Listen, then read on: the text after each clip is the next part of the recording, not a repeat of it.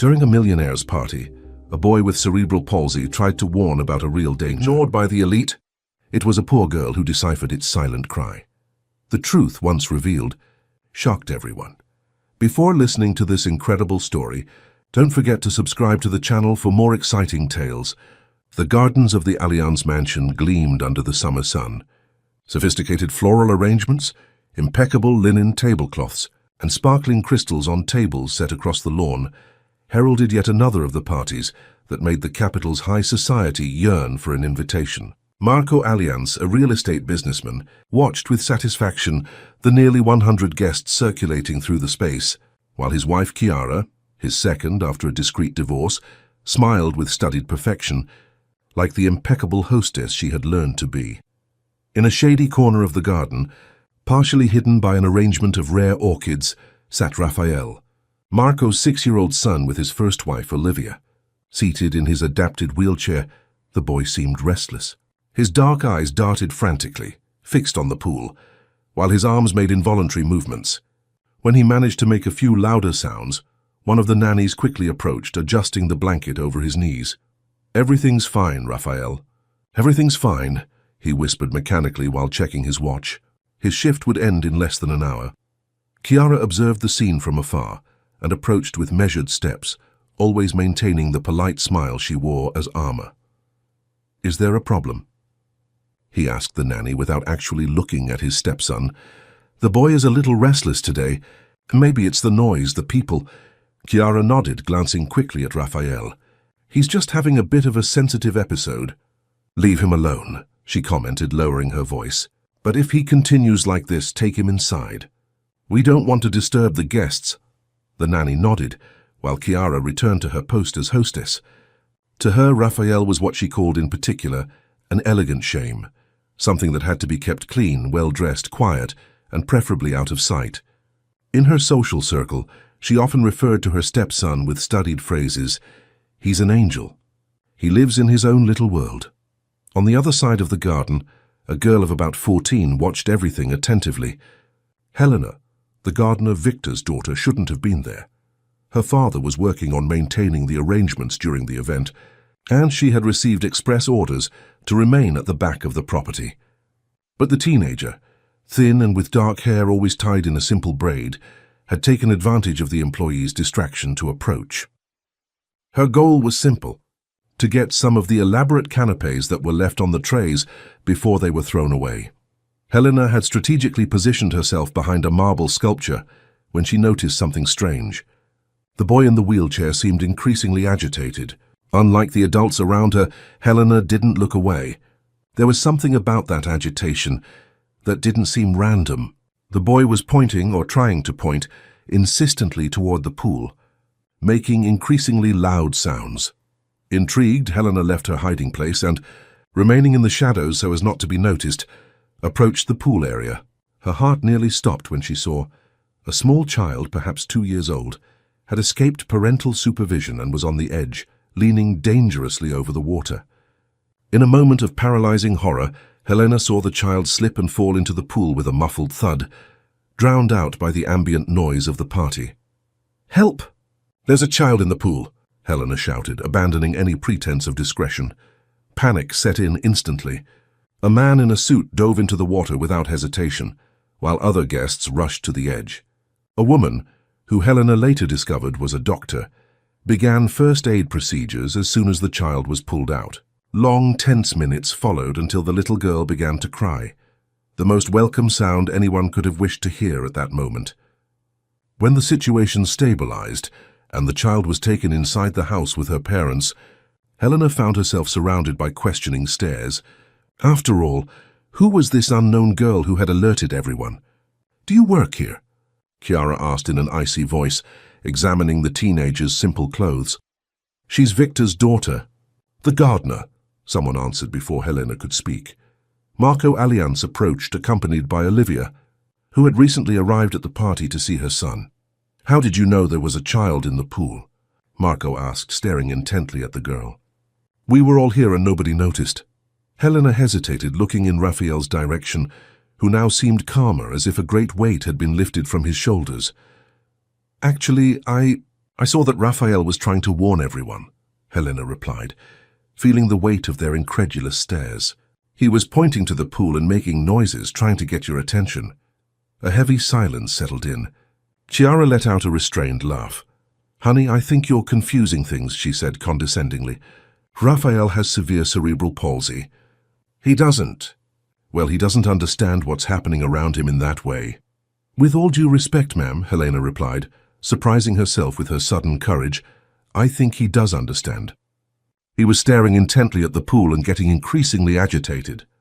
He was trying to warn you all. Olivia, Raphael's mother, stepped forward, a strange glint in her eyes. How can you be so sure of that? She asked, her voice a mixture of hope and skepticism. Because, Helena replied simply, he stopped trying to scream the exact moment I started running towards the pool. Marco and Olivia exchanged a meaningful look, while Chiara maintained her polite smile, now visibly tense. I think we need to talk about this more, Marco said finally. Please meet us in the main house office in half an hour.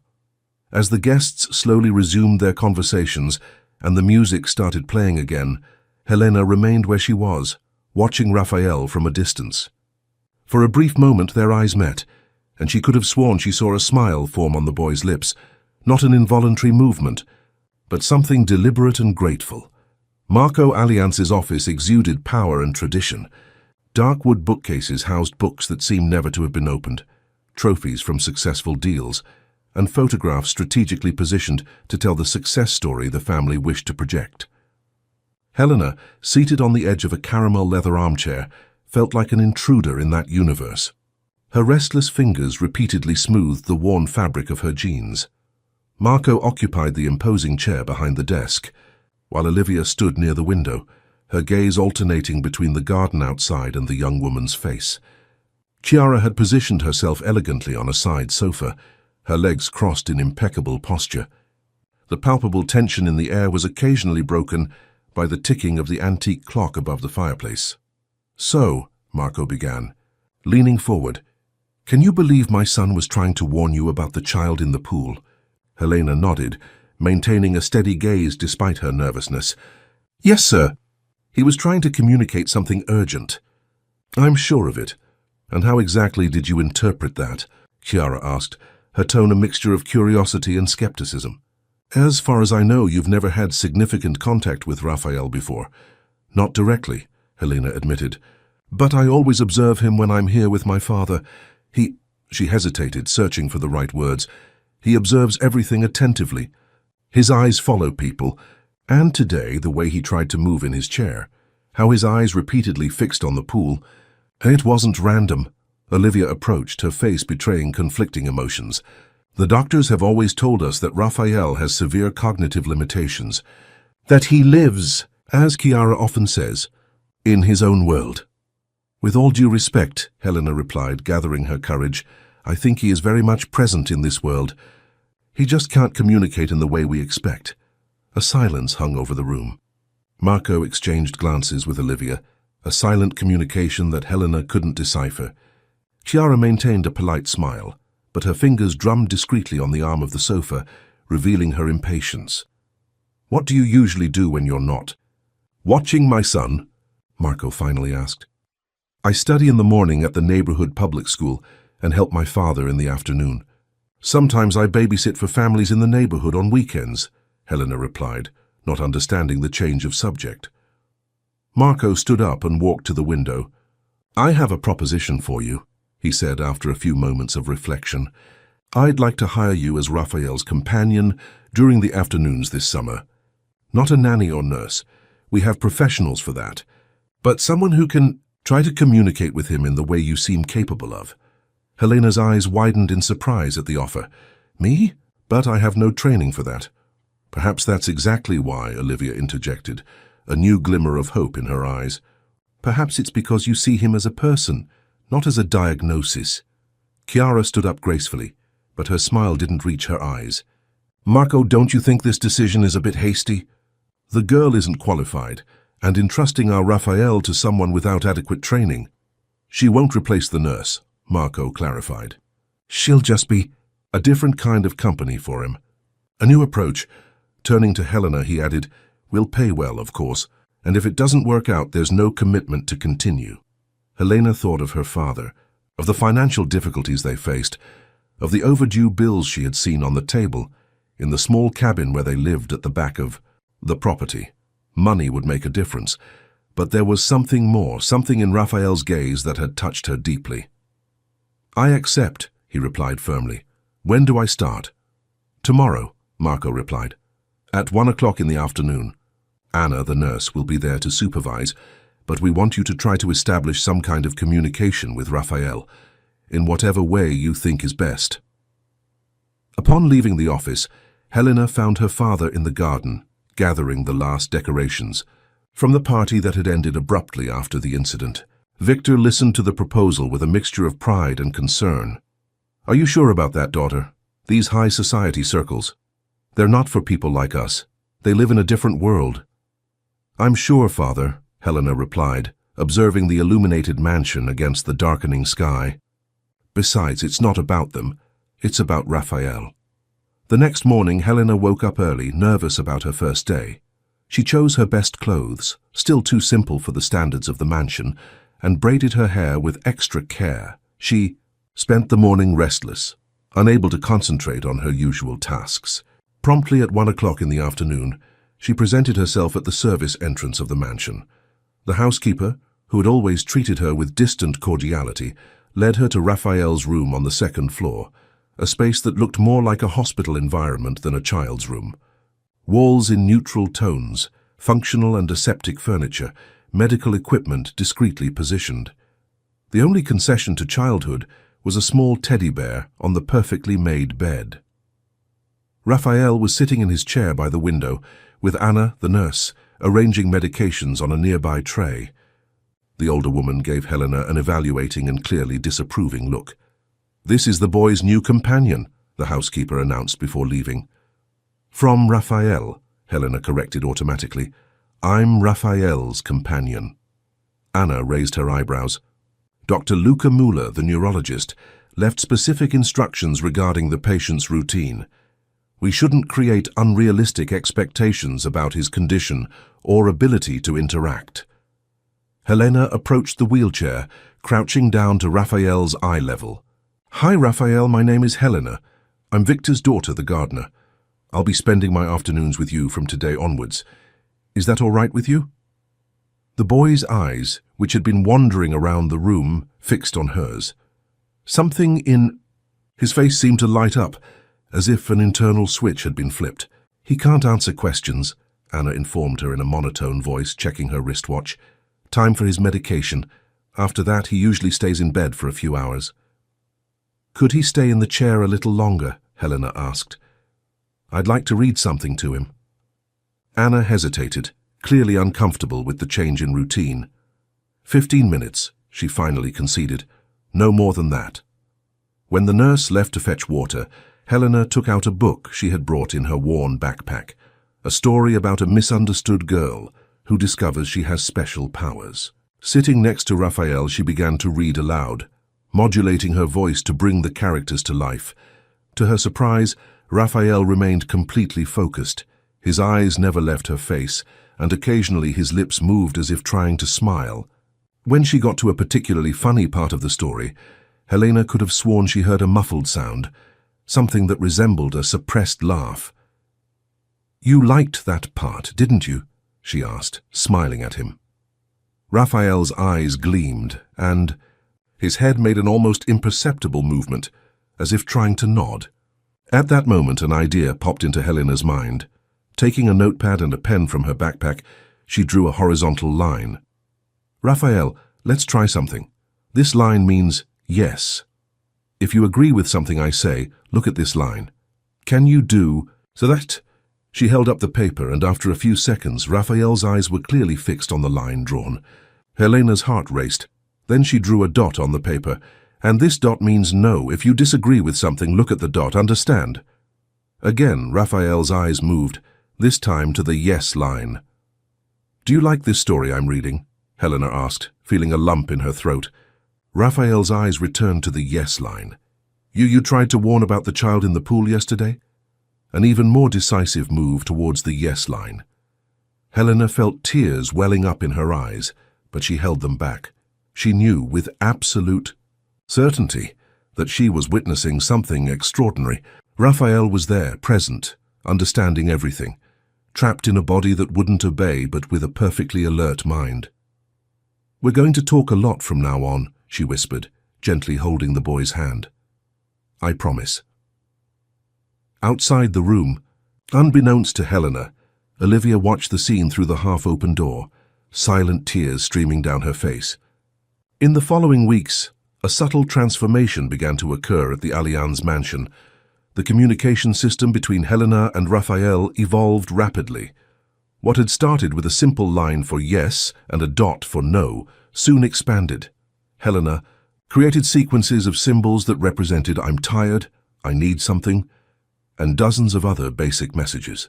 Olivia began attending the daily sessions, initially observing in silence, with a cautious hope that gradually turned to awe and, finally, to determination. Marco, though more reserved, began making frequent visits to his son's room in the afternoons, often cancelling important meetings to witness the small but significant advances. "I want a board with pictures," Olivia declared one afternoon after watching Raphael communicate using the rudimentary system Helena had created. "Something more elaborate, with more communication options." 2 days later, an expert in alternative communication arrived at the mansion with a colourful board divided into sections: basic needs, feelings, people, activities.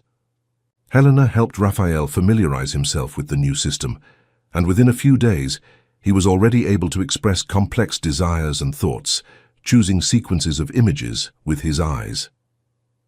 "It was always there inside," Helena commented to Olivia. One afternoon, as they watched Raphael selecting images to communicate that he wanted to listen to music, "He just needed the tools to make himself understood." Olivia nodded, her eyes welling up with tears. "All these years, we thought he didn't understand," the doctors said. "The doctors followed protocols," Helena interrupted gently, "but each person is unique. Raphael is unique." The news of the progress achieved was not received with the same enthusiasm by everyone. Anna, the nurse, remained rigidly attached to the established routines, demonstrating non-verbal skepticism at each new skill demonstrated by Raphael.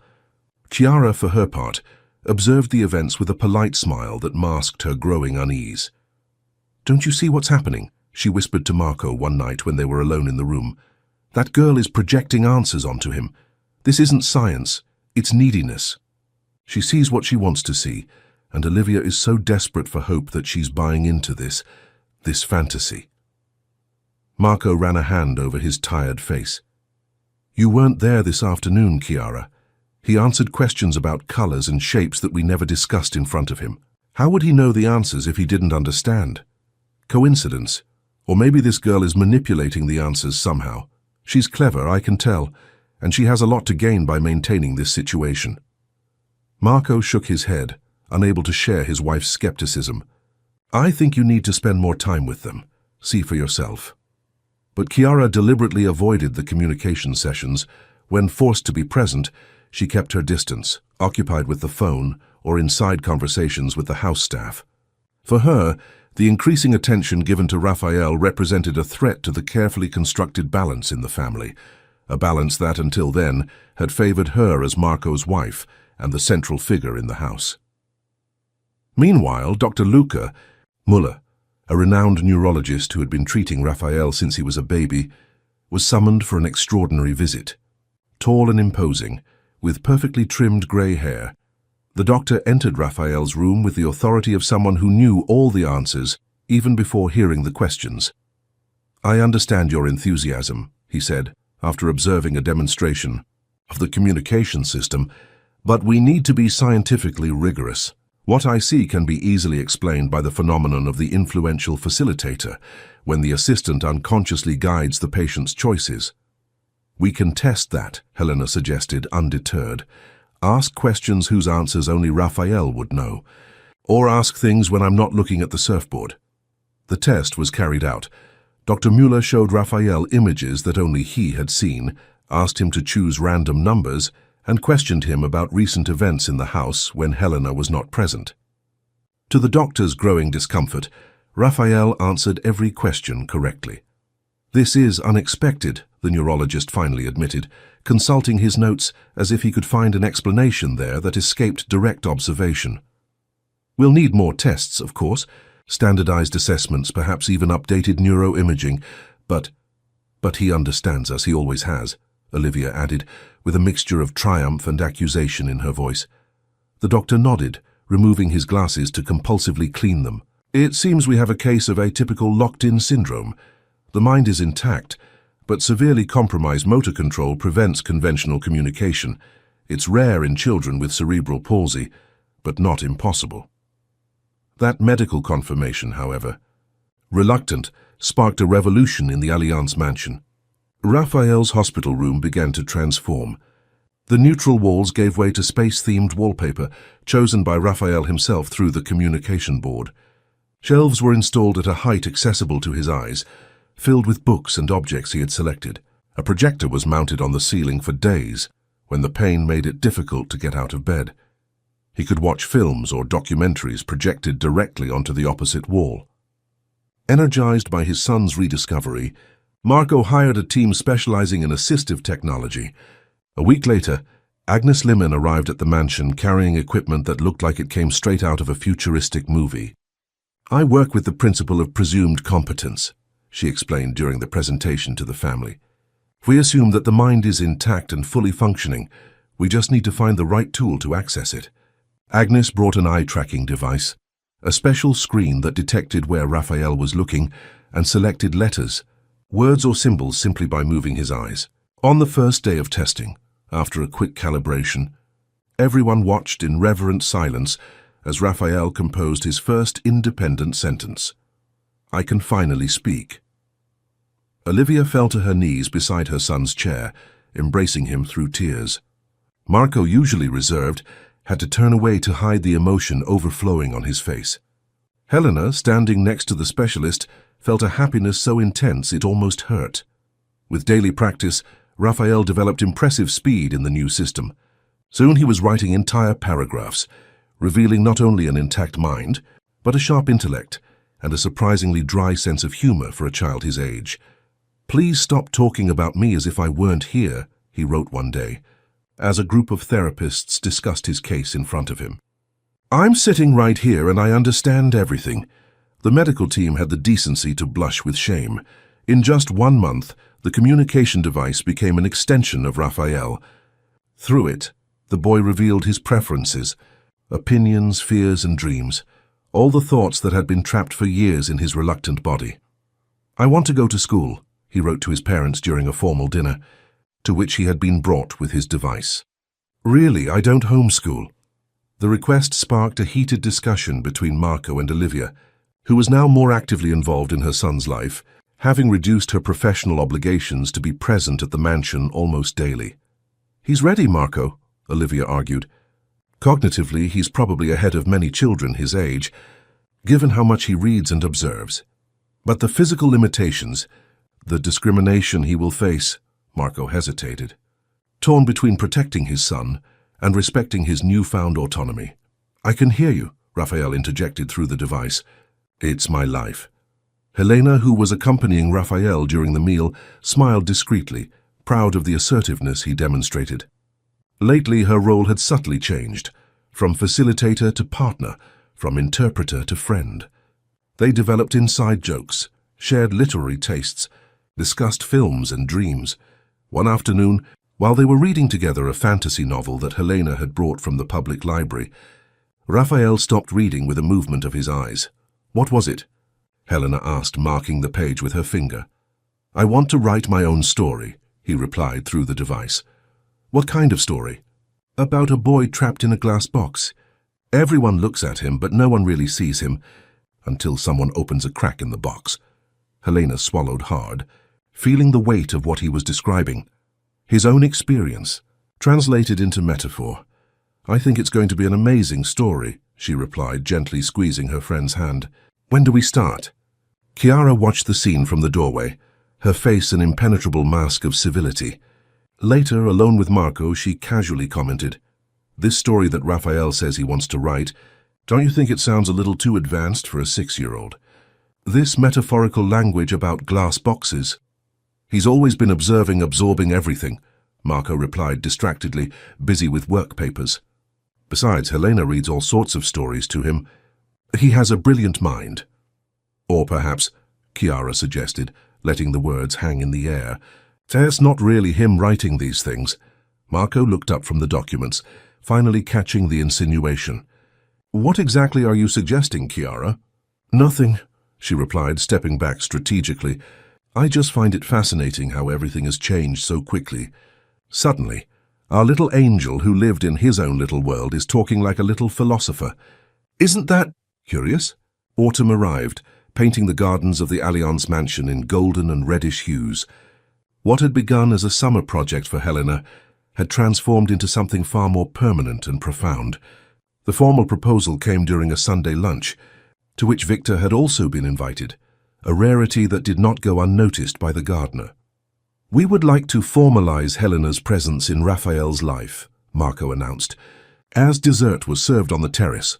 "A full scholarship at the San Francisco Academy in the morning, and, in the afternoon, paid work as a communication facilitator with Raphael, under Agnes's supervision." Victor exchanged glances with his daughter, feeling the weight of the offer. The San Francisco Academy was one of the most prestigious schools in the capital, inaccessible to families like theirs. "That's very generous, sir," he replied cautiously.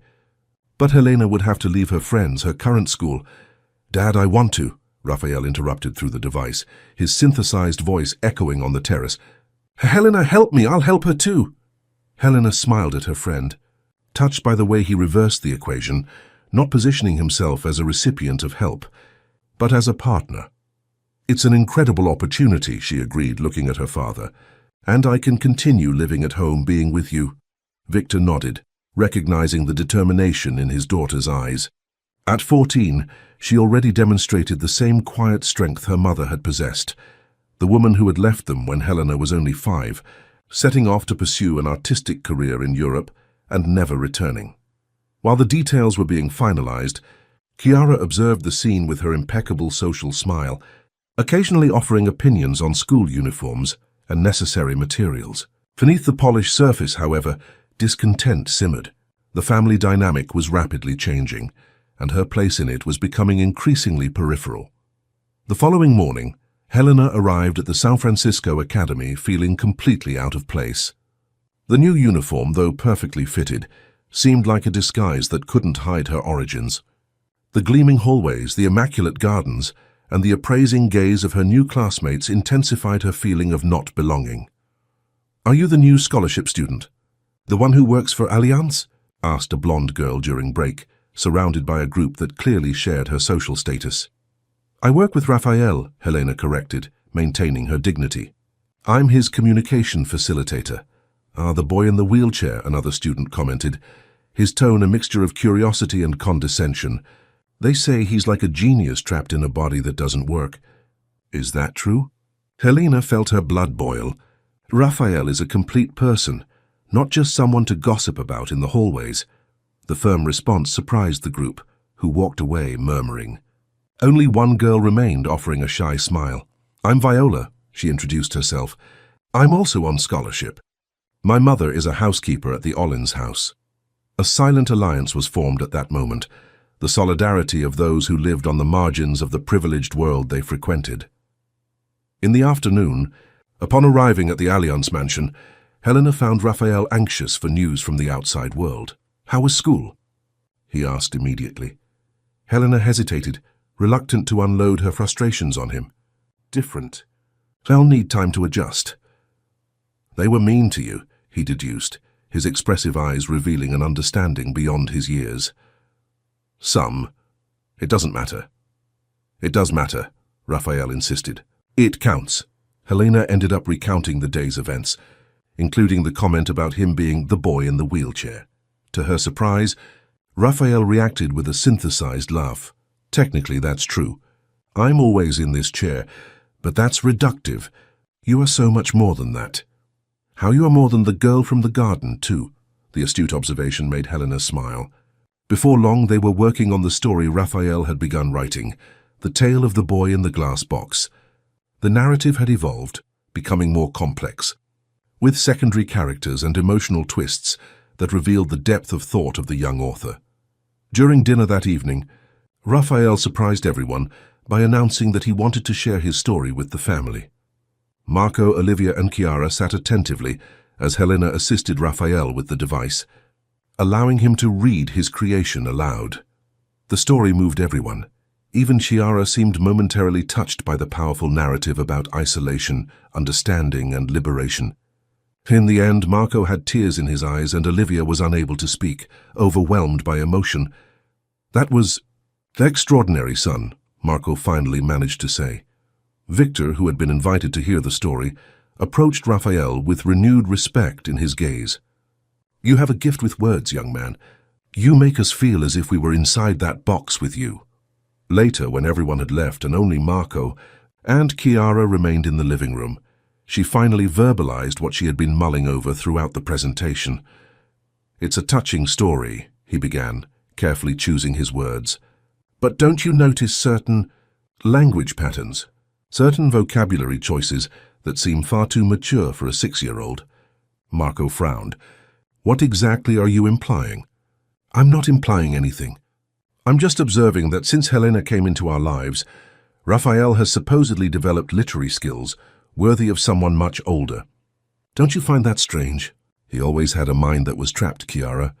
Now that he can communicate, we're discovering who he really is.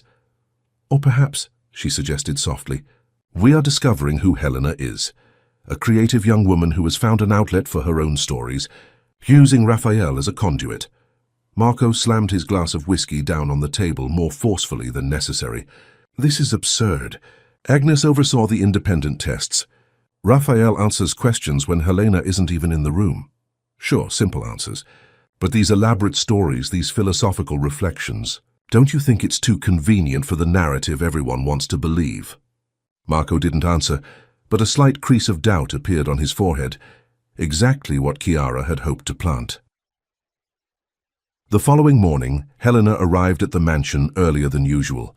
She had had a restless night, disturbed by nightmares in which she lost herself in the endless corridors of the San Francisco Academy, while whispering voices accused her of being an imposter. As she entered through the garden, she noticed Victor conversing in a low voice with another employee, a man she recognized as the administrator of Marco's properties. Her father looked tense, his shoulders hunched in a way she knew well. It was his posture when facing problems. Seeing her, Victor forced a smile that didn't reach his tired eyes. "Everything all right, Dad?" Helena asked, approaching him. "Everything's fine, daughter, just work issues." He glanced at the manager, who nodded briefly before walking away. Helena wanted to insist, but her father's look indicated that this was not the right moment. With latent concern, she went to the mansion, finding Raphael in his room, already positioned in front of the communication device. "You look different today," he remarked as soon as she entered. Helena smiled, still impressed by her friend's perspicacity. In just a few months of effective communication, Raphael had developed a keen sensitivity to emotional states, perhaps the result of years of silently observing the world around him. "I'm worried about my father. He seemed to be having some kind of problem with the property manager." Raphael remained quiet for a few moments, his eyes moving in a way that Helena recognized as deep reflection. Finally, he began to write. "I need to tell you something. I overheard a conversation between Chiara and the administrator. She wanted to fire her father and bring her nephew in." Helena felt her blood run cold. "When was this?" "Before you started here, when you saved a child in the pool. And what happened? Why wasn't my father fired?" "My father intervened. He said the gardener would stay." Helena processed the information, several pieces falling into place in her mind. The insinuations from her classmates at school about her father, almost losing his job before the miracle, Chiara's initial resistance to hiring her. Victor's worried look that morning. "Why didn't you tell me before?" "I was afraid that he would think I was only here because of that." "So what? Because you saw me when no one else did." "So they kept your father." Helena felt tears welling in her eyes, a confusing mix of gratitude, indignation, and doubt taking hold of her. Are you telling me they only kept my father employed because of what happened to you? As charity? No, my father values good work, but Chiara wanted changes, more control. The sound of footsteps in the hallway interrupted the conversation. Chiara appeared in the doorway, elegant as always in a grey silk ensemble that accentuated her slender figure. Her sharp eyes detected the tension in the room. Is everything all right here? He asked with feigned casualness. Yes, ma'am, Helena replied, quickly wiping away a stubborn tear. We were just discussing the next chapter in Raphael's story. Chiara entered the room, her expensive perfume filling the air. She glanced at the screen of her device, where the previous conversation had been deleted. That's great. I hope it's as impressive as what we heard last night. His soft tone carried a subtext that Helena noticed. Marco was so proud. He thinks Raphael could be the next great Brazilian writer. At such a young age, imagine. His eyes fixed on Helena with unsettling intensity. It's fascinating how certain abilities flourish when they find the right catalyst. Isn't it, Helena? The insinuation was clear. Chiara suspected that Helena was the true author of the stories attributed to Raphael. The silent accusation hung in the air, heavy and suffocating. Raphael has a lot to say, Helena replied firmly. He just needed someone to listen to him. Of course, Chiara agreed, with a smile that didn't reach her calculating eyes. We all need someone who will truly listen to us. When Chiara finally left, Helena felt as if the oxygen had returned to the room. She looked at Raphael, whose eyes conveyed an understanding beyond his years. She doesn't believe it, he wrote. She never believed it. It doesn't matter, Helena replied, trying to sound more confident than she felt. What matters is that you know the truth. I know the truth. Your parents are starting to know it too. Raphael nodded in his subtle way, an almost imperceptible movement, but one that Helena had learned to recognize. Then he began to write again, his intense eyes focused on the screen. We need to prove it to everyone. A week after Raphael's revelation about Victor's near dismissal, Helena was still grappling with conflicting feelings. Her mornings at the San Francisco Academy had become exercises in silent resistance. Although Viola offered sincere friendship, most of her classmates alternated between polite indifference and veiled hostility. I heard you live in a little house at the back of the Allianz property, commented Theo, one of the richest boys in school during a lab class. It must be convenient to always be around to help Raphael with his miraculous stories. Helena remained focused on the chemistry experiment, determined not to fuel any provocations. But Theo didn't give up. They say his father almost fired your father before you became the family's savior. Perfect timing, right? The pipette in Helena's hand trembled slightly. How did he know that? Who else knew? My father's work has never been in question, she finally replied, keeping her voice low. He's the best gardener in the region. The Allianz gardens are renowned because of him. Theo laughed, a calculated sound meant to attract attention. Of course. And you're just an ordinary girl who happened to discover that a mute boy was a genius trapped in a broken body. What an inspiring story. Anger boiled in Helena's stomach, but before she could respond, the teacher approached to check on the experiment's progress.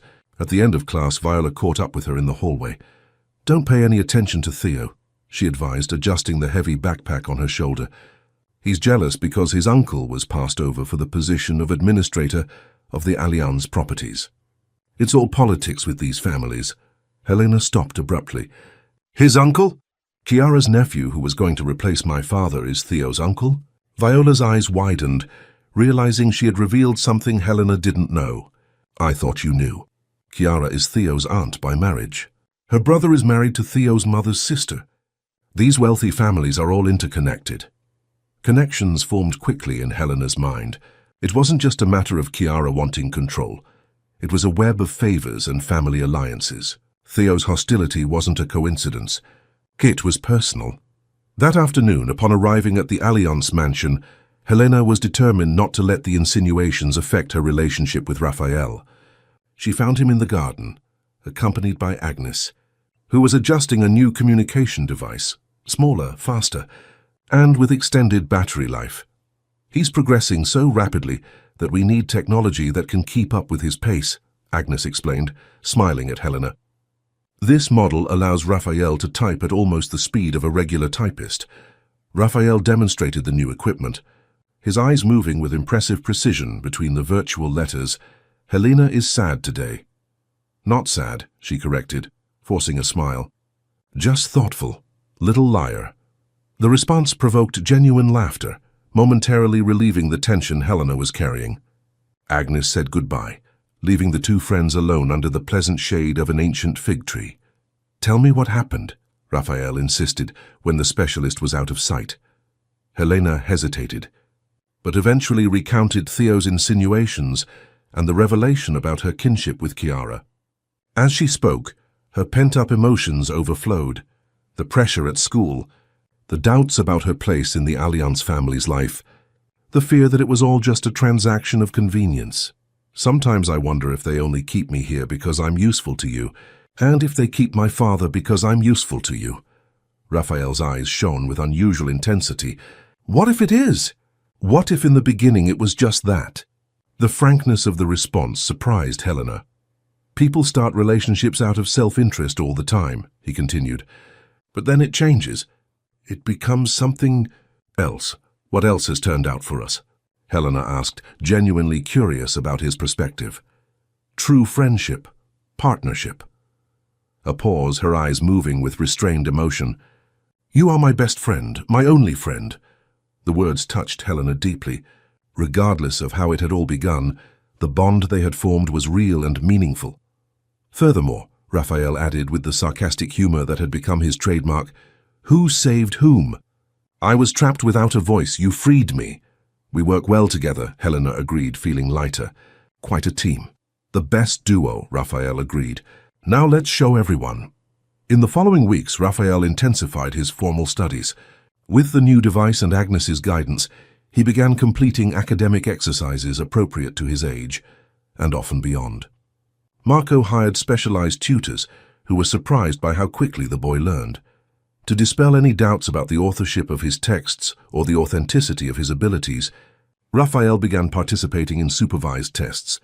Under the observation of invited educators and doctors, he solved complex mathematical problems, answered text comprehension questions, and produced original essays, all without intervention from Helena or any other facilitator.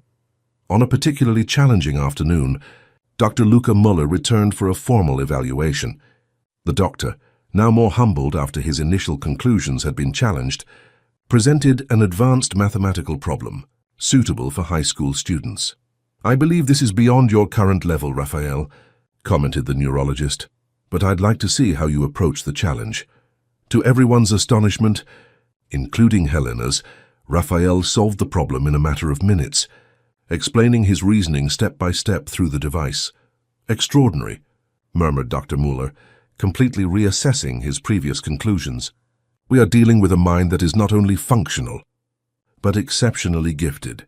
Success in the tests reinforced the trust between Raphael and Helena, momentarily dispelling the doubts sown by Theo and Chiara's insinuations. However, a new tension arose from an unexpected source. Anna, the nurse who still oversaw Raphael's daily medical care, was becoming increasingly hostile to the changes in routine. Trained in the old school of caregiving, she viewed with suspicion the growing autonomy granted to the boy. The patient needs structure and consistency, she often argued with Olivia, when the latter authorized changes to medication schedules to accommodate study sessions. These constant adjustments compromised the treatment. One morning, Helena arrived at the mansion earlier than usual. As she approached Raphael's room, she heard raised voices. Standing in the half-open doorway, she witnessed a disturbing scene. Anna was deliberately positioning the communication device out of Raphael's line of sight, while he frantically tried to indicate something with his eyes. First your medication, then the technology, the nurse said in an authoritative tone. Those are the rules. They always have been. Helena watched, horrified. As Anna ignored Raphael's obvious signs of discomfort, his expression made it clear that he urgently needed to use the bathroom. He's trying to say something important, Helena interjected, entering the room without announcing herself. Anna turned around, surprised and annoyed. We're in the middle of a medical procedure. This isn't the time for your creative interpretations. He needs to go to the bathroom, Helena stated confidently, moving closer to reposition the device within Raphael's reach. How could you know that? Anna challenged.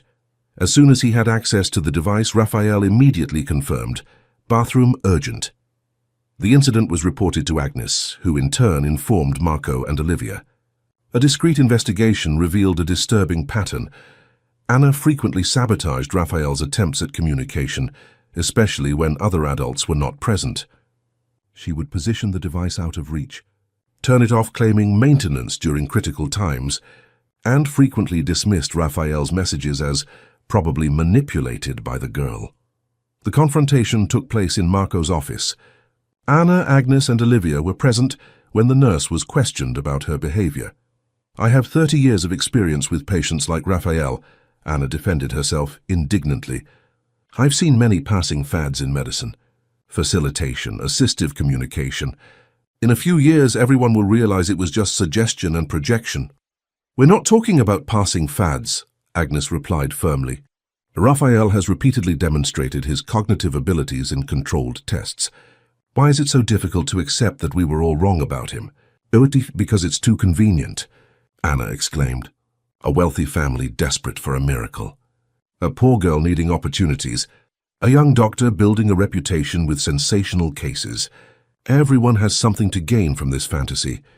A heavy silence followed the accusations. Marco finally stood up, his face a mask of restraint. Your services are no longer needed. Anna, you will receive a generous severance package, but you must leave this house today. Anna's dismissal triggered the first direct confrontation between Marco and Chiara since the beginning of the transformation in Raphael's life. It was a hasty decision. Chiara argued that evening, elegantly settled in her favorite armchair in the living room. Anna had been with us for years. She knew Raphael's medical routine better than anyone. She was actively sabotaging his progress, Marco replied, pouring himself a drink. Or perhaps he was protecting him from false hopes, Chiara retorted. This house has become an emotional testing ground. Everyone clinging to any sign that confirms what they desperately want to believe. Marco stared at his wife, something subtly shifting in his gaze. And what do you so desperately want to believe, Chiara? That my son is an empty shell? That he's better off when he's quiet and out of sight? The question hit Chiara like a slap in the face. Her aristocratic face stiffened, but she maintained her impeccable composure. I want to believe that we're being reasonable, he replied with controlled coldness. That we're not being manipulated by a clever teenager who found a way to improve her situation. You've already seen the tests. You've already seen Raphael answer questions when Helena isn't even present. Simple answers, yes. Not those elaborate stories, those philosophical reflections that magically appear when she's around.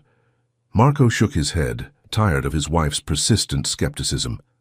Raphael is finally finding his voice, Chiara. Why is that so threatening to you? The question remained unanswered, hanging in the air between them like a growing chasm. That same night, while tension lingered in the main house, Helena found Raphael restless, unable to fall asleep despite the late hour. The new nurse, hired on an emergency basis, had retired for a brief rest in the adjacent room. What's bothering you? Helena asked, sitting down next to the bed where Raphael was positioned. What if I'm fake? The unexpected question caught Helena off guard. What do you mean, fake? Now what if Anna is right? What if I'm just answering what you expect? It was an anxiety Helena hadn't anticipated, an existential doubt about the authenticity of her own answers, instilled by Anna and Chiara's persistent insinuations. You are real, Raphael. Your thoughts are yours. Your answers come from you. How can I be sure? Helena reflected, searching for the right words. You have doubts, right? You question things. If you were just reflecting on what we want to hear, you wouldn't have these difficult questions. The explanation seemed to calm Raphael down momentarily, but Helena realized that something deeper needed to be addressed. Agnes explained to me a concept called confirmation bias, she continued. It's when people only see what they expect to see. For years, doctors and therapists expected to see limitations in you, so that's what they found. They ignored signs of understanding because they didn't fit the diagnosis. Now they're doing the opposite. They see intelligence where it doesn't exist. No, Helena replied firmly. Now they are finally seeing you for who you really are, because they have stopped assuming limitations. The tests you conduct are objective. There's no way to want to see the right answer to a complex mathematical problem. It's either right or wrong. Raphael remained silent for a few moments, processing. Finally, he wrote, I want to do something bigger to show it to more people. What do you have in mind? A medical congress, speaking to doctors, changing how they see people like me. The ambition of the idea impressed Helena. It wasn't just about proving something to Chiara or to the immediate skeptics. It was about transforming perceptions on a much larger scale. That would be incredible, she agreed, feeling a mixture of pride and apprehension. But it would also be a lot of pressure. I'm ready, Raphael declared, his eyes gleaming with determination. I'll tell my parents tomorrow. As she left Raphael's room that night, Helena reflected on the extraordinary journey they had taken together.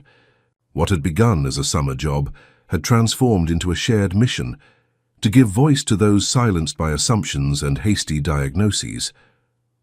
On the horizon, greater challenges awaited them. Chiara's skepticism, the pressure of school, and now, Raphael's ambition to take his message beyond the walls of the Allianz mansion, to a world that, as Helena well knew, was often cruel to those who defied expectations. The idea of attending a medical conference was met with mixed reactions from the Allianz family. Olivia, increasingly supportive of Raphael's autonomy, immediately supported the initiative. Marco, while hesitant about public exposure, acknowledged the importance of his son's wish. Chiara, on the other hand, expressed concerns bordering on open opposition. He's only 6 years old, she argued during a tense family meeting. Exposing him to this kind of public scrutiny is irresponsible. Imagine if he gets nervous if he can't communicate under pressure. I can train, Raphael interjected through the device. Helena, help me. Of course it helps, Chiara replied with a tense smile. Helena is always there to help with her words. The insinuation did not go unnoticed. Marco gave his wife a warning look, while Olivia took a deep breath to maintain her composure. Dr. Luca has already contacted the organizers of the Ibero-American Congress of Pediatric Neurology, informed Agnes, who was attending the meeting at Marco's request. They showed great interest in including Raphael on a panel about alternative communication. It would be a 10-minute presentation, followed by questions and answers. 10 minutes in front of an audience of experts? Chiara asked, disbelief evident in her voice. What if he freezes? I've been frozen for 6 years, Raphael replied with his characteristic humor. 10 minutes won't be a problem. The response provoked surprised laughter, momentarily easing the tension. Even Chiara managed a reluctant smile. The Congress will be in 3 months in the coastal capital, Agnes continued. We would have enough time for proper preparation, and I will be present throughout the presentation to offer technical support. Raphael can stay at my apartment, Olivia offered. There's just a few blocks from the convention center. Marco nodded slowly. It seems it's decided then. If that's what Raphael wants, we'll support him. Chiara remained silent, but her gaze clearly communicated that she considered it a mistake. When everyone had dispersed, she took Marco's arm, keeping it behind his back. This could be humiliating for him, she said quietly. For all of us. Or it could be transformative, Marco replied, gently letting go. We need to give him the chance to find out. In the days that followed, Helena and Raphael began working on the presentation. The proposed title, Beyond Silence, Assuming Competence in Nonverbal Patients, had been Raphael's idea, as had the main topics he wanted to address. I want to talk about medical bias, he explained to Helena during one of their planning sessions. How tests depend on motor responses that I can't give. Helena nodded, taking notes while Raphael elaborated on his central argument. Many nonverbal patients were wrongly diagnosed with cognitive deficits because assessment methods relied on physical abilities they did not possess. Without alternative means of communication, their minds remained prisoners of uncooperative bodies. It's a powerful message, commented Helena, genuinely impressed by the sophistication of Raphael's thinking. You are challenging years of established medical practice. I'm not the first, but I need to add my voice. One night, while they were working late in Raphael's room, an unexpected storm broke over the region. Lightning lit up the sky, followed by deafening thunder that made the mansion's windows vibrate. When she finally said goodbye, Helena found Marco in the hallway talking on the phone with a worried expression. "Is your cabin all right?" he asked as soon as he hung up, noticing the girl's presence. "Like this?" "The storm. There was flooding in the low-lying areas of the property. I sent Felipe, the security guard, to check it out, but he couldn't get there. Access is blocked by a fallen tree." Helena felt her heart race. The small cabin where she lived with her father was located in the lowest part of the property, near a stream that usually overflowed during heavy rains. "I need to go home," she said, heading quickly for the stairs. "Impossible," Marco replied, following her. "The roads are impassable, and I'm not going to let you walk around the property in this weather." "But my father, Victor, is fine." He managed to turn it on before the power went out. He was trying to save what he could, but water was already coming in through the threshold. Helena stopped, feeling powerless. The cabin contained everything they owned, the few mementos of her mother, the books she had collected since childhood, the old guitar her father used to play on summer nights. "You'll stay here tonight," Marco decided. "I have enough guest rooms, and tomorrow we'll assess the damage." The damage, as they discovered the following morning, was considerable. The cabin, built decades earlier with simple materials, had not withstood the fury of the storm well. The roof of one of the rooms had partially collapsed. The walls showed damp patches rising from the floor, and many of Helena and Victor's personal belongings were soaked beyond repair. "This is going to take weeks to fix," Victor muttered, examining the rubble of his home with a defeated expression. Marco, who had accompanied father and daughter on the inspection, made a quick assessment of the structure. "I don't think it's worth repairing, Victor. The foundation is compromised. We need to rebuild." "Rebuild?" Victor repeated, surprised. "I'm not in a position to do that, sir." "The cabin is part of the property," Marco replied. "It's my responsibility to provide suitable accommodations for my employees. In the meantime, you can use the guest house behind the main garage. It's small but comfortable." The generosity left Victor speechless. Helena, rummaging through the rubble to salvage what she could, felt conflicting emotions, gratitude for the offer, but also a growing unease about the dependence that was becoming established. The Allianz family already paid for her schooling, her job, and now they would provide a roof over their heads. That evening, when they were finally settled into the guest house, a modest structure, yet infinitely more comfortable than the old cabin, Helena noticed her father sitting on the porch, gazing at the lights of the main mansion with a distant expression. "What are you thinking about, Dad?" she asked, sitting down next to him. Victor sighed, running a hand through his grey hair. "Look how life turns, daughter. I've always strived to maintain our independence, to owe no one more than my honest work. And now," he gestured toward the guest house, "we're completely at their mercy." "Marco is only doing what is right," Helena argued, although she perfectly understood her father's discomfort. "The cabin is part of the work agreement." "Yes, but there's a difference between a professional agreement and charity, Helena, and I'm afraid we're crossing that line." In the following days, the reconstruction of the cabin began at a rapid pace. Marco not only replaced the original structure, but also authorized significant improvements: reinforced foundations, modern plumbing, updated electrical wiring, and proper thermal insulation. What was once a functional but simple dwelling was being transformed into a small, yet comfortable and safe home. "This is much more than we expected," Helena commented to Raphael during one of their working sessions at the Congress presentation. "My father likes you and Victor," Raphael replied simply. "You are important to our family now." The statement, made without any pretense, touched Helena deeply.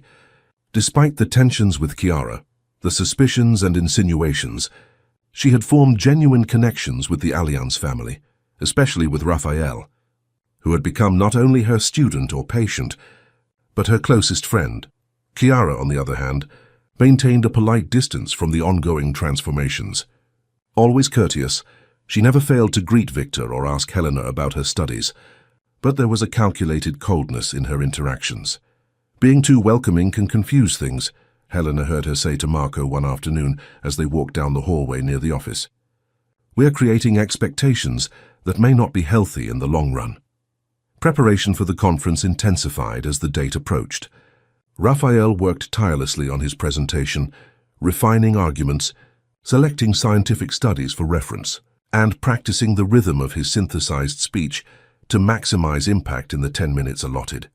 "I've never seen a 6-year-old with such a level of concentration," Agnes commented after a particularly productive session. "He has extraordinary determination." Helena nodded, proud of Raphael's progress, but also increasingly aware of the contrast between their lives. While she divided her time between the elite school, where she never felt completely accepted, and the Alliance mansion, Raphael was about to speak to hundreds of renowned experts, potentially influencing medical protocols on an international scale. A week before the trip to the Congress, Chiara invited Helena for tea on the terrace, a surprising invitation that the girl accepted cautiously. Elegantly dressed as always, Chiara served tea in delicate porcelain cups before addressing the matter that had clearly motivated her to organize the meeting. "Helena, I want you to know that despite our differences of opinion, I recognize how much you have helped Raphael," she began, her tone carefully modulated. "He is happier, more engaged." "Thank you," Helena replied, uncertain about the direction the conversation should take. "Raphael is extraordinary. He just needed the tools to show it." "Yes, you always say that." Chiara smiled, a gesture that didn't reach her calculating eyes. "And now he's going to present it at the Congress. A big step. He's ready. We worked hard on the presentation. I'm sure of it. You two are practically inseparable." Chiara paused, taking a sip of tea before continuing. "It makes me think about the future, actually." "Your future, specifically?" Helena felt a familiar tension settle in her shoulders. "What do you mean?" "Well, you're clearly a talented young woman. Intelligent, insightful. You have a bright future ahead of you." Chiara placed the cup on the saucer with studied precision.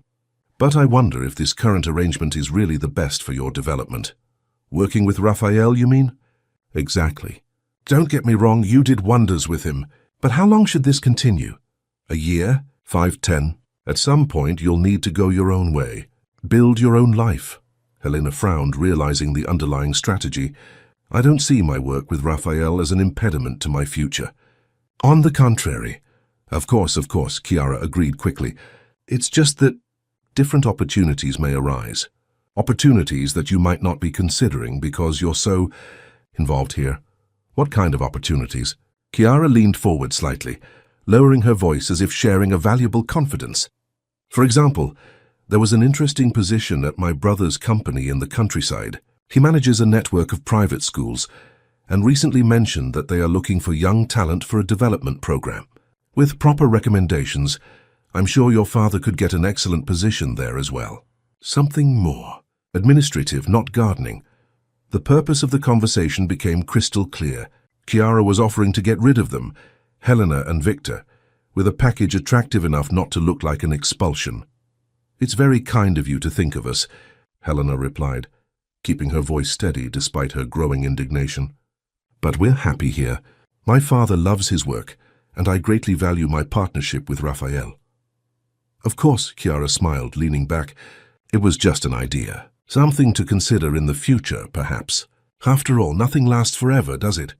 At some point, Raphael will need other kinds of support, trained specialists, certified therapists. When that moment comes, I'm sure he'll make it clear," Helena replied, standing up. "Raphael is very good at communicating his needs now." Leaving the terrace, Helena felt a renewed determination. Chiara's attempts to separate her from Raphael only solidified her resolve to support him on his journey, especially now, on the eve of his first major step into the world beyond the Alliance mansion. That night, during her final preparation session before the trip, Helena didn't mention the meeting with Chiara. Instead, they focused on the final adjustments to the presentation, simulating difficult questions that might arise from an audience of skeptical experts. "I'm nervous," Raphael admitted when they finished. "What if they don't believe me?" "Some won't believe it," Helena replied honestly. "People cling to their certainties, even in the face of contrary evidence.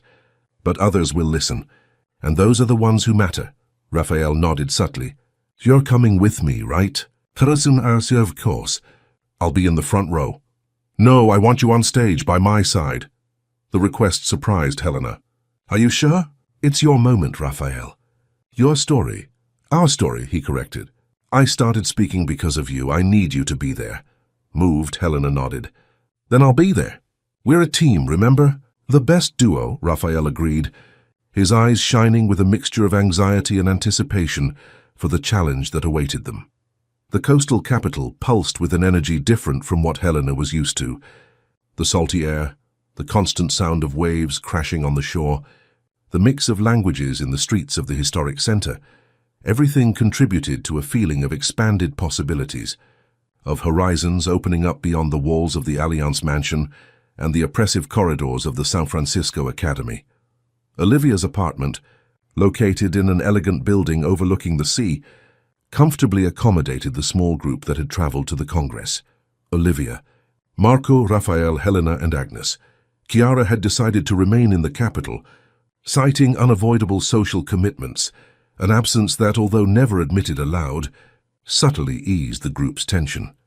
On the eve of the performance, while Raphael had finally fallen asleep after a final preparation session, Helena found herself on the apartment balcony, watching the city lights reflected on the dark ocean. Marco joined her, offering her a glass of fresh juice. "Nervous?" he asked, leaning on the balustrade beside her. Helena nodded. "A little. More for Raphael than for me, actually." "He's ready," Marco stated with quiet conviction. "Thanks to you in large part." "I didn't do anything extraordinary," Helena replied, uncomfortable with the credit. "I just listened. I saw what was there to be seen." Marco smiled, a gesture that softened the lines of worry on his usually tense face. "That's the extraordinary part, Helena. Truly listening is a rare gift."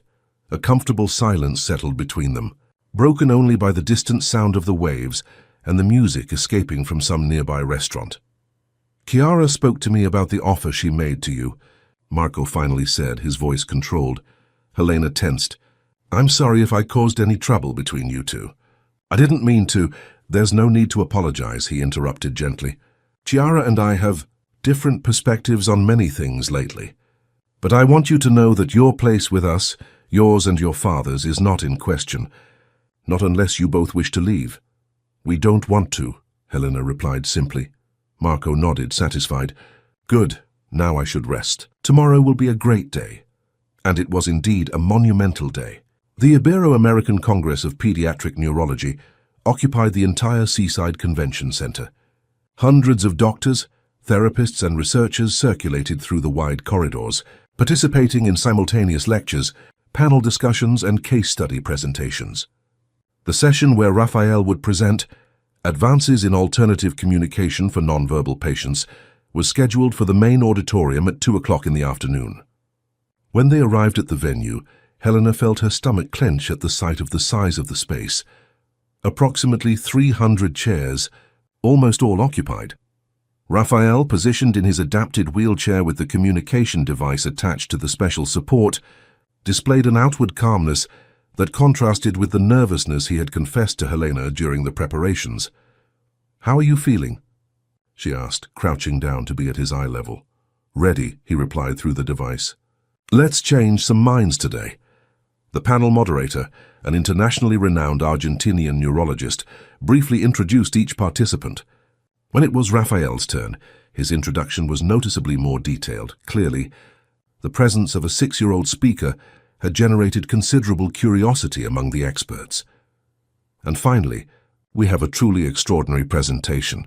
Raphael Allianz, diagnosed with severe cerebral palsy at 8 months old, accompanied by Helena Carmen, his communication facilitator, will share with us his personal journey and the insights it offers for our clinical practice. A murmur ran through the auditorium as Raphael was positioned at the center of the stage, with Helena discreetly beside him. Some faces in the audience displayed obvious skepticism, others genuine curiosity. "Good afternoon, everyone," began the synthesized voice from the device operated by Raphael's precise eye movements. "My name is Raphael Allianz. I am 6 years old, and until 8 months ago, everyone believed that I didn't understand the world around me." The silence in the auditorium became palpable. The clarity of the message, the carefully planned structure of the presentation, none of it matched the expectations many had of such a young child, much less a child with severe disabilities. In the following 10 minutes, Raphael presented his personal story and the broader medical implications of his experience. He explained how conventional intelligence and comprehension tests systematically fail with patients who have significant motor limitations. He described the frustration of understanding everything but being unable to communicate that understanding. And he proposed a fundamental principle: competence should be presumed, not discarded, when assessment tools are inadequate. "How many more like me are trapped in bodies that don't obey?" he questioned in conclusion. "How many minds are screaming in silence, waiting for someone to assume their competence instead of assuming their inability? This is the paradigm that needs to change in pediatric neurology." "Thank you." For a stunning moment, the auditorium remained completely silent. Then one person began to applaud, quickly followed by another and another, until the entire room erupted in applause. Some doctors had risen, offering a standing ovation that brought tears to Marco's eyes in the front row. Olivia, beside him, wept openly, making no attempt to hide her emotion. The question and answer session that followed was as impactful as the presentation itself. The questions, many of them challenging, revealed the persistent skepticism of parts of the medical community. "How can we be sure that these are really his words?" questioned a middle-aged neurologist. "Assisted facilitation has a controversial history in the medical literature. I can answer any question you ask me," Raphael replied without hesitation. "On any topic. No prior preparation needed." "Test me." The doctor seemed surprised by the direct answer. "Very well. What is the capital of Canada?" "Ottawa."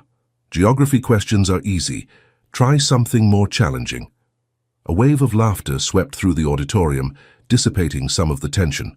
Another doctor, a Brazilian neuropediatrician, raised a more substantive question. "Your condition allows you to have limited control over certain body movements.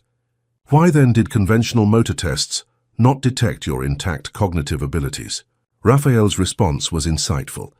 "Because these tests depend on consistent and predictable movements. My movements are sporadic, affected by factors such as fatigue, anxiety, and pain. Imagine trying to type with fingers that only occasionally obey your commands. Even if you know exactly what you want to write, the result will seem random to an observer." The explanation, delivered with clinical precision that impressed even the most experienced specialists, generated another round of applause.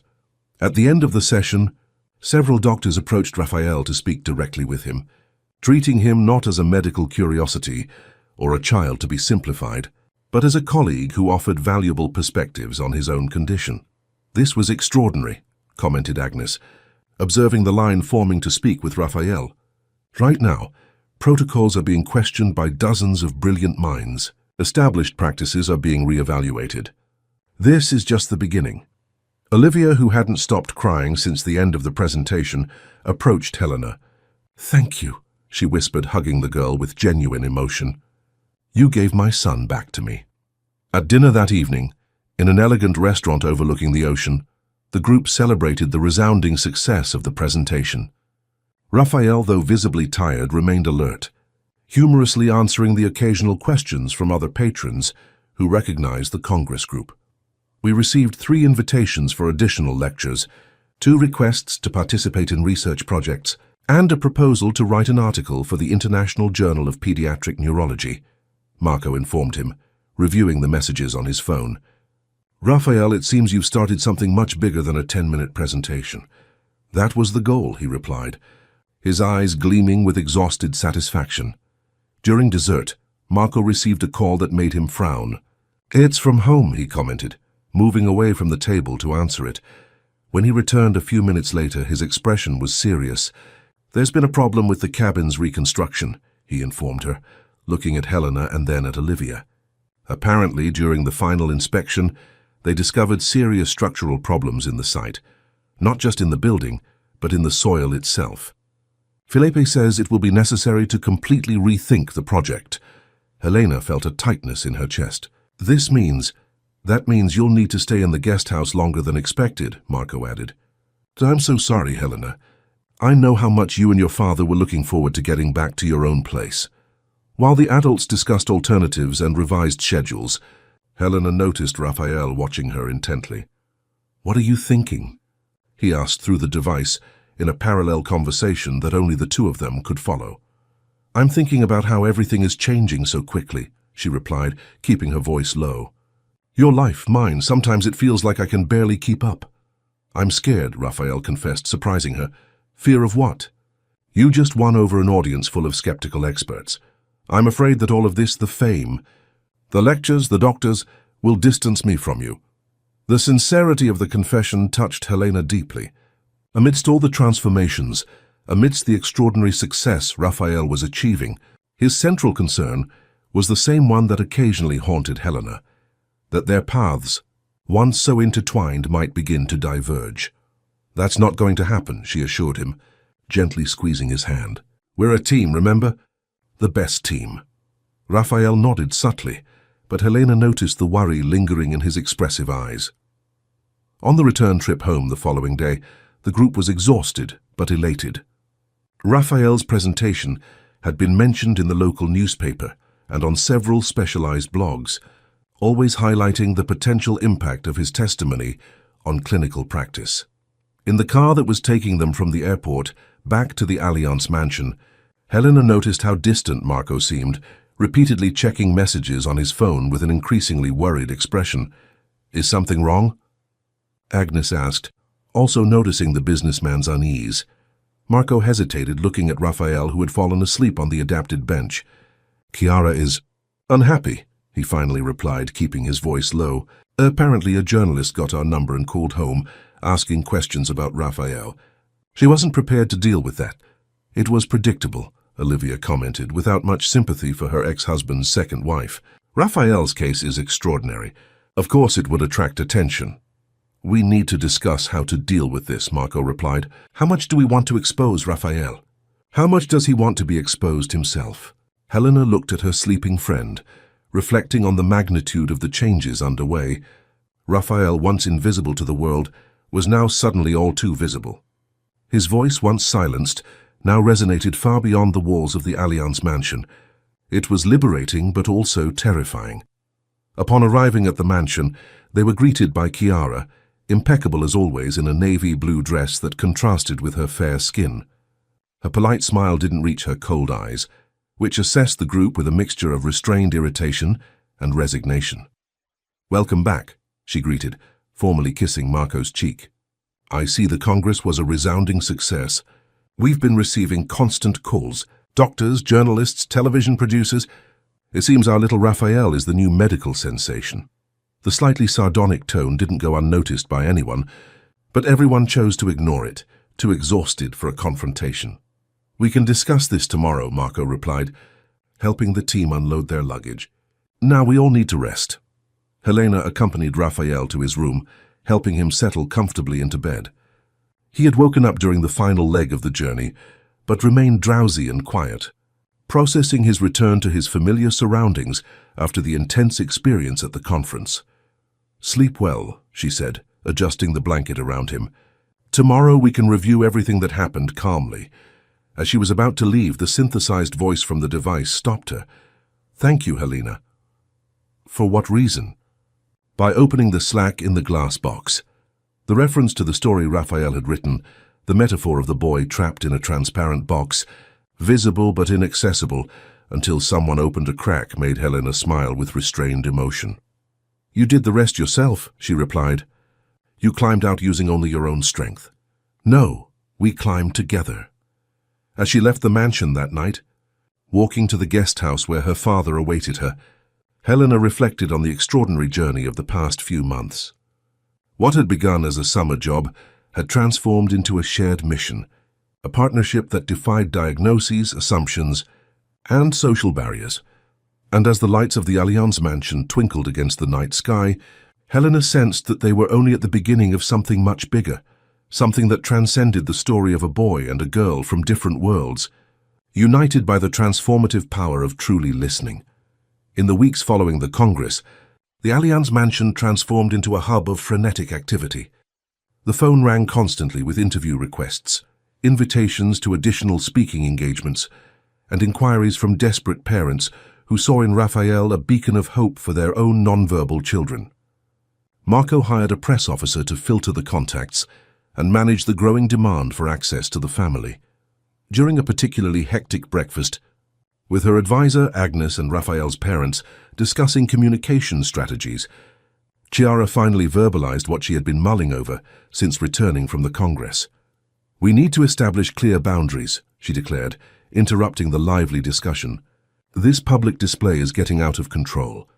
Raphael is a child, not a cause." A momentary silence followed the remark, everyone processing the contrast between Chiara's polite tone and the underlying acerbity of her words.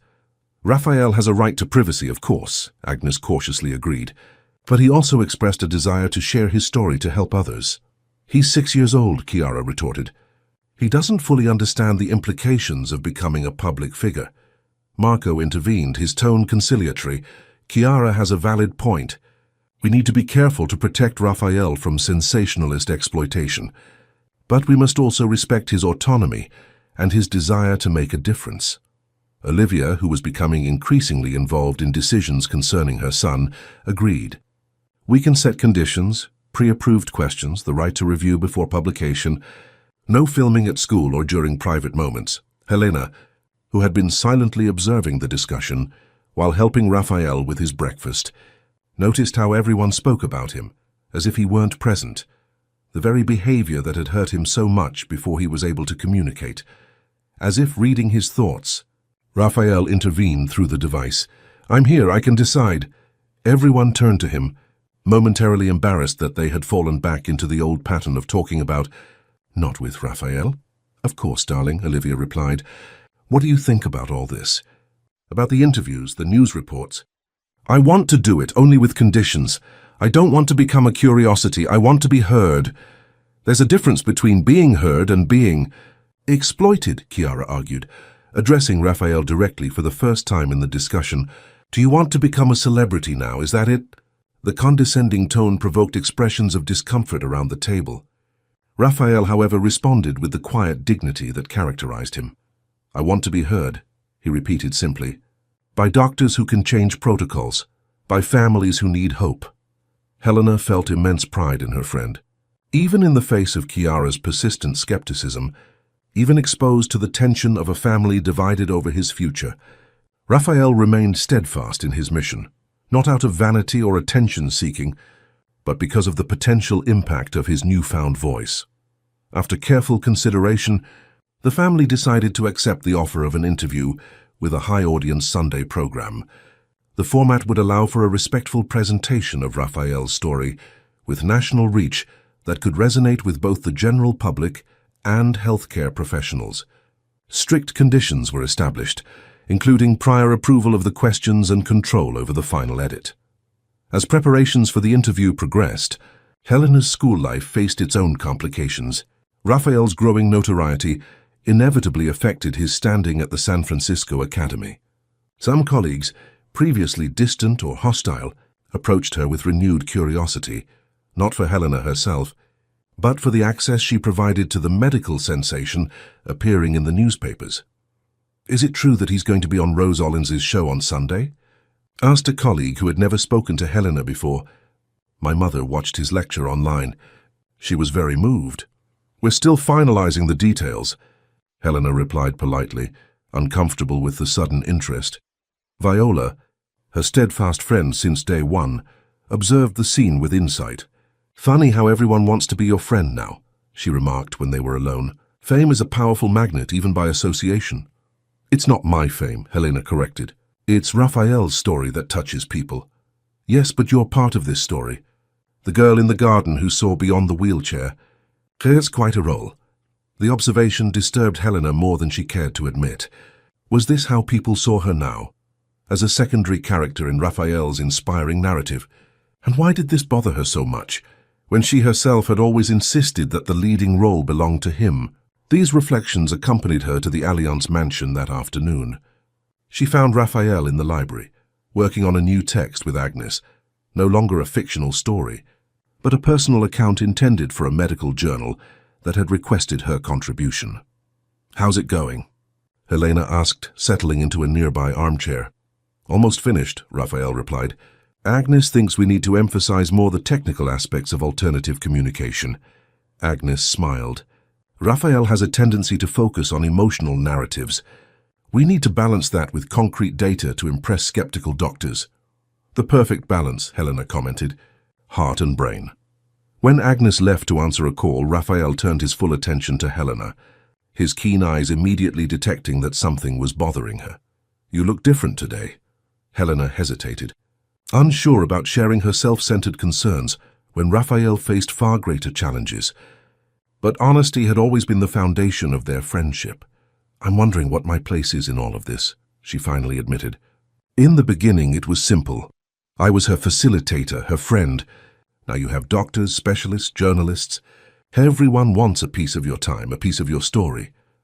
Raphael considered the confession with the seriousness that characterized his reflections. After a few moments, he wrote, "Do you think I'm going to leave you behind?" "Not exactly," Helena replied. "It's more like, maybe you don't need me in the same way anymore. And that's good, it's progress. I'm just trying to figure out how I fit into this new scenario." "You are not a job, you are my friend," Raphael replied with straightforward simplicity. "My best friend." The words echoed what he had said before, but Helena perceived a profound truth in them. Their connection transcended practical functions or assigned roles. It wasn't about necessity, at least not only about that. It was about choice, trust, and mutual understanding. "Thank you," she said, feeling a lump in her throat. "Sometimes we need to hear the obvious, don't we?" "The most important truths are usually obvious," Raphael agreed with a peculiar wisdom that often surprised even the most experienced adults around him. The days leading up to the television interview were filled with an intensified routine. Between rehearsals for the camera, accumulated schoolwork, frequent visits to the kitchen to sample the Christmas cookies the team was beginning to prepare, and sessions of rereading their favorite fantasy books, Raphael and Helena strengthened the bond that had transformed their lives. The interview itself was a surprisingly positive experience. Rose Ollins, the renowned presenter known for her empathy and depth, created a respectful environment where Raphael could share his story without sensationalism. Helena, initially nervous about briefly appearing on camera, found comfort in her friend's calm presence. "What would you say to other families with nonverbal children?" Rose asked at the end of the interview. Raphael responded with measured precision. "Presume competence, always. Don't confuse inability to speak with inability to think, and never, ever give up on finding a way to communicate." The message, delivered with the straightforward eloquence that had become his trademark, brought tears to the eyes of the experienced presenter, an unscripted moment that perfectly captured the emotional impact of Raphael's journey. In the days following the national broadcast, the response was overwhelming. Hundreds of emails flooded the special address created by the press officer. Families from all over the country shared similar stories, asked desperate questions, sought guidance, and above all, expressed gratitude for the hope that Raphael represented. "We didn't imagine this scale of response," Marco commented during a family gathering, visibly moved as he reviewed some of the most touching messages. Raphael truly touched something deep in the collective consciousness. "It's an enormous responsibility," Olivia noted, equally moved. "These families are placing tremendous hopes in us." "In Raphael," Chiara corrected gently, her tone surprisingly devoid of its usual coldness. Something in the vulnerability evident in the letters seemed to have penetrated even her carefully constructed reserve. Raphael himself, exposed to a careful selection of the most constructive messages, took on the responsibility with impressive seriousness for his age. Together with Helena, he began to categorize recurring questions, research available resources in different regions, and develop standardized responses that could help as many families as possible. "This is bigger than us," he observed one afternoon while they were working in the library. "We need a more organized structure." "Like a website?" Helena suggested. "Or perhaps a foundation." "Exactly. A resource center. Information, guidance, support." The seed planted in that conversation soon blossomed into a concrete project. Marco, excited by his son's vision, mobilized his legal team to begin the process of establishing a foundation dedicated to promoting alternative communication for nonverbal people. Meanwhile, the reconstruction of Helena and Victor's cabin was finally completed, not on the original site, considered geologically unstable, but in an elevated area of the property, with a privileged view of the gardens that Victor tended so meticulously. The new structure, while maintaining the simplicity that the gardener valued, incorporated modern comforts that radically transformed their quality of life. "I never thought I'd have a place like this to call my own," Victor commented on the night they finally moved in, admiring the impeccable facilities, the thermal insulation that kept the environment pleasant, even on the coldest nights, and the small balcony where 2 rocking chairs invited contemplation of the sunset. "You deserve it." "Dad," Helena replied, hugging him from the side, "you always have." The newfound material stability, while welcome, brought with it unresolved questions about autonomy and dignity, themes that Victor and Helena frequently discussed in their nightly conversations. Genuine gratitude for the Allianz's generosity coexisted with a persistent desire for independence, for achievements earned through their own merit rather than the benevolence of privileged people. This ambiguity was paralleled by the transformations within the Allianz mansion itself. Chiara, once the unquestionable center of the family's social life, announced during a formal dinner that she would be spending 3 months visiting relatives abroad. "I need time to reflect on all of this," she explained with a studied elegance that masked more complex emotions. "The recent changes in our family life require considerable adjustments." The diplomatic explanation fooled no one. Raphael's growing public prominence, Olivia's strengthening presence in the mansion, Helena's increasingly deep integration into the family dynamic. All these factors displaced Chiara from her carefully cultivated position. Her departure was not just a trip, but a strategic retreat to reassess her place in a family that no longer matched the image she had so meticulously constructed. As Christmas approached, the first since the transformation in Raphael's life, the Allianz mansion acquired an atmosphere of genuine celebration that it had not experienced in a long time. For the first time, Raphael actively participated in the preparations, from selecting the ornaments for the tree to approving the festive menu, exercising preferences and opinions that for years had remained prisoners of his uncooperative body. On Christmas Eve, during the traditional dinner to which Victor and Helena were formally invited, Marco raised his glass in an emotional toast. "To transformations," he proposed, looking around the table where people sat who a year before had occupied completely separate worlds. "And to new voices that teach us to listen better." Raphael, positioned in his place of honor, responded to the toast with his own carefully chosen words. "To those who listen, to those who speak, and to those who keep trying, even when no one believes." Helena raised her glass, feeling the significant weight of the moment. A year earlier, she would have been hiding in the gardens, trying to get leftover food from a party she didn't belong at. Now she sat at the main table, not as a servant or a charity guest, but as an essential part of the unconventional family that had formed around Raphael. The next day, while the mansion was still asleep, Helena found Raphael already awake in his room, watching the sunrise through the panoramic window. "Merry Christmas," she greeted, placing a small, carefully wrapped package on the side table. "For me?" he asked, his eyes shining with anticipation. "It's something special," Helena explained, helping him unwrap the gift, a handcrafted book bound by hand with a simple yet elegant leather cover. "What is it?" "Open it," she smiled. The pages, carefully typed and printed, contained Raphael's original story, the tale of the boy in the glass box, now professionally edited and illustrated with subtle drawings that Helena had commissioned from a local artist. On the dedication page, a simple message. "For Raphael, who taught me that listening is the first step towards any transformation," from his friend, Helena. The boy's eyes welled up, an emotional reaction he rarely allowed himself to show. Using the device, he typed with slower movements than usual, as if choosing each word with special care. "The best gift, our story." "I thought it should exist in a permanent form," Helena explained. "One day, who knows, we might be able to publish it to inspire other people, but for now, it's just ours." Raphael nodded, contemplating the pages that materialized their shared journey. "I'm not proud of speaking," he wrote after a few moments. "I'm proud of being heard." The distinction was profound. It wasn't about the mechanics of communication, but about the fundamental recognition of their humanity, of their legitimate presence in the world. "And I'm not charity," Helena replied, perfectly understanding what he meant. "I'm your partner, your friend." "My best friend," Raphael confirmed, with the dry humor that had become his signature.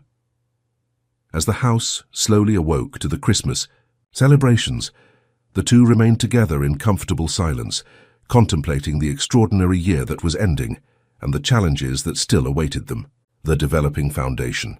New medical conferences already scheduled, additional carefully selected interviews, a world that was gradually opening up to possibilities that had previously seemed unthinkable.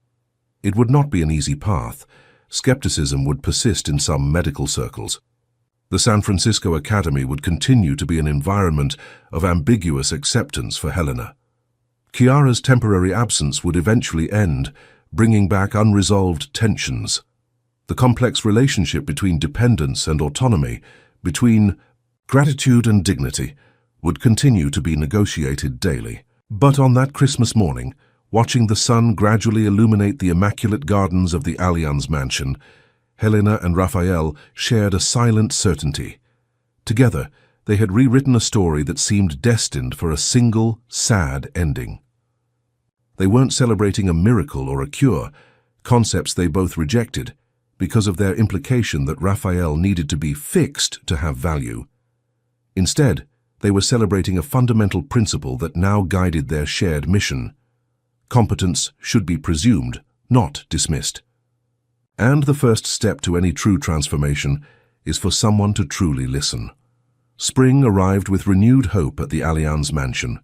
6 months had passed since that transformative Christmas, and the seeds planted during the winter were beginning to blossom into concrete achievements. The Allianz Foundation for Alternative Communication had been officially established, with a board of directors that included Marco, Olivia, Agnes, and, surprisingly, Victor, whose perspective as Helena's father was considered valuable in keeping the organization connected to the realities of ordinary families. The Foundation's main office now occupied the mansion's former annex, completely renovated, to accommodate a small team dedicated to 3 main objectives: research into alternative communication technologies, training professionals in presumed competence methodologies, and direct support to families of nonverbal individuals. Raphael, despite his young age, actively participated in strategic decisions, frequently surprising the adults with the clarity of his vision. "We want to create protocols that don't depend on expensive resources," he explained during a board meeting. "Many families don't have access to advanced technology. We need simple solutions as well." Helena, seated beside her friend as always, smiled proudly. Raphael's practical wisdom never failed to impress her. His ability to see beyond the privileged walls of the mansion to the needs of the real world. Chiara's return after her 3 months abroad had brought subtle but significant changes. She had returned different, not completely transformed, but visibly affected by her time of reflection. In a private conversation with Marco, which Helena inadvertently witnessed while passing through the office, Chiara expressed surprising honesty. "I've always lived for appearances, Marco, for what others thought of me, of us, of our family." Raphael challenged the perfect image I had so carefully constructed. "And now?" Marco asked, clearly trying to understand his wife's new perspective. "Now I see that I was protecting something that didn't really matter. I'm still not. I'm not like Olivia. I don't have that instinctive maternal connection with him, but I want to try to understand, really." That moment of vulnerability marks a new chapter in Chiara's relationship with her family. Although she still maintained her characteristic reserve, she began to participate occasionally in the Foundation's activities, offering her talent for social relations to connect the organization with potential supporters in high society circles. For Raphael, who had just turned 7, life had established a new balance between the extraordinary and the everyday. 3 times a week, he attended classes at a carefully selected inclusive school, where his intelligence was challenged academically while his physical needs were adequately met. In the afternoons, he alternated between therapy sessions, commitments related to the Foundation, and crucially time to simply be a child, reading adventure stories with Helena, watching documentaries about space, or honing his surprising chess skills, played through a program adapted to his communication device. "I never thought I'd have a normal routine," he commented to Helena during a quiet afternoon in the library. "Being treated like any other child is the greatest achievement." Helena, now 15, was facing her own transitions. The San Francisco Academy had become less hostile over time as her work with Raphael gained legitimate recognition. Viola remained her constant friend, while other classmates gradually replaced their initial disdain with reluctant respect. Theo, Chiara's great-nephew, eventually transferred to a boarding school abroad, a change that brought significant relief to Helena's school environment. Her academic horizons were expanding rapidly. Encouraged by Agnes, Helena had begun formally studying the principles of augmentative and alternative communication, demonstrating a natural talent that went beyond her special connection with Raphael. Universities had already been mentioned, with Marco discreetly offering guarantees of financial support for whichever educational path she chose. "You could revolutionize this field," Agnes commented, after observing Helena intuitively developing a new approach to categorizing visual symbols. "You have the practical knowledge combined with an innate sensitivity to unexpressed needs." Helena blushed at such compliments, but secretly she began to envision a professional future where she could help other people like Raphael, not by accident or instinct, but with proper training and deliberate purpose. Victor, observing his daughters flourishing with quiet pride, had found his own equilibrium in the new dynamic. The rebuilt house provided dignity and comfort he had never imagined possible, while his role on the Foundation's board offered a sense of purpose that transcended the meticulous care of the gardens. In a conversation with Helena, he expressed the transformation of his perspective. "You know, daughter, I've always worried about our independence, about not owing too much to others, but I've learned something important. There's a difference between charity and community. One diminishes, the other uplifts. What we've built with Allianz is community." The impact of Raphael's story continued to expand in concentric circles.